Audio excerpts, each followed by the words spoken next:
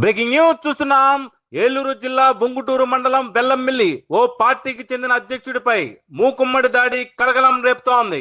తీవ్ర గాయాల పాలైన ఆ వ్యక్తిని తాడేపల్లిగూడెం ప్రభుత్వ ఆసుపత్రికి తరలించిన బంధువులు అనంతరం బ్రెయిన్ స్కాన్ కోసం లక్ష్మీ డయాగ్నోస్టిక్ సెంటర్ కు రిఫర్ చేసిన గవర్నమెంట్ ఆసుపత్రి వైద్యులు వెల్లమిల్లి గొల్లల కాలనీలో ఘటన జరిగినట్లుగా సమాచారం అందుతోంది.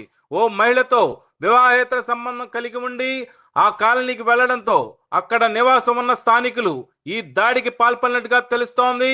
ప్రియురాలు భర్త తాలూకు బంధువులు పక్కా ప్లాన్ ప్రకారం స్కెచ్ వేసి పోకిరి స్టైల్ ట్రీట్మెంట్ ఇచ్చినట్లుగా సమాచారం అందుతోంది. బాధితుడి సమాచారంతో ప్రభుత్వ ఆసుపత్రిలో ఎమ్మెల్సీగా నమోదు చేసినట్లుగా ఆసుపత్రి వర్గాలు తెలిపాయి. సదరు మహిళ ఆమె బంధువులు చేబ్రోలు పోలీసులతో తమకు కేసు వద్దని వెళ్లిపోయినట్లుగా సమాచారం అందుతోంది.